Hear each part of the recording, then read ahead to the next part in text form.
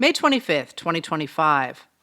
Today is Memorial Day, the day Americans have honored since 1868, when we mourn those military personnel who have died in the service of the country.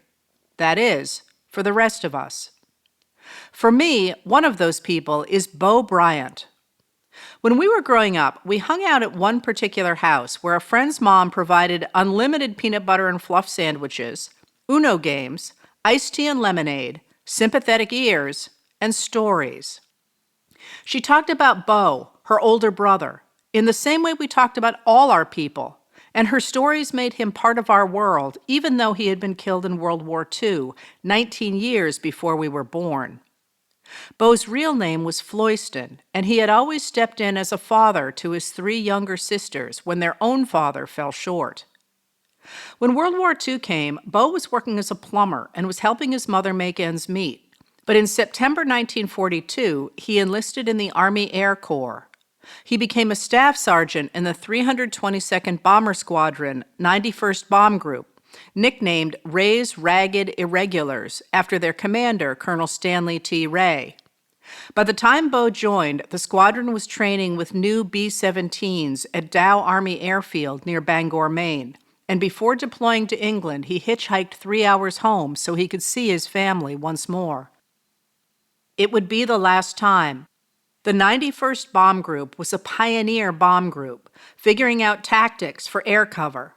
By May 1943, it was experienced enough to lead the 8th Air Force as it sought to establish air superiority over Europe.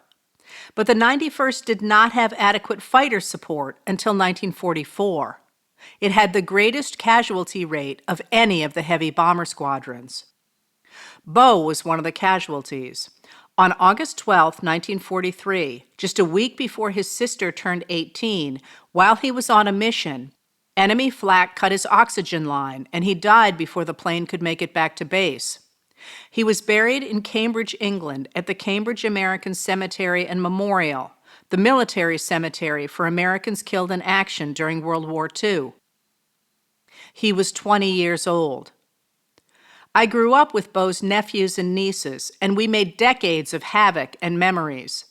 But Beau's children weren't there, and neither he nor they are part of the memories. Thinking about our untimely dead is hard enough, but I am haunted by the holes those deaths rip forever in the social fabric. The discoveries not made, the problems not solved, the marriages not celebrated, the babies not born. I know of this man only what his sister told me, that he was a decent fellow who did what he could to support his mother and his sisters. Before he entered the service, he once spent a week's paycheck on a dress for my friend's mother so she could go to a dance. And he gave up not only his life, but also his future to protect American democracy against the spread of fascism. I first wrote about Beau when his sister passed, for it felt to me like another kind of death, that with his sisters now all gone, along with almost all of their friends, soon there would be no one left who even remembered his name. But something amazing happened after I wrote about him. People started visiting Beau's grave in England, leaving flowers and sending me pictures of the cross that bears his name. And now, on Memorial Day, people have asked me once again to repost his story. So Beau Bryant, and perhaps all he stood for, will not be forgotten after all. May you have a meaningful Memorial Day.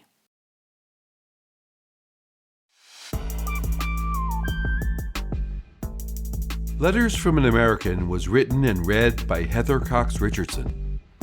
It was produced at Soundscape Productions, Dedham, Massachusetts. Recorded with music composed by Michael Moss.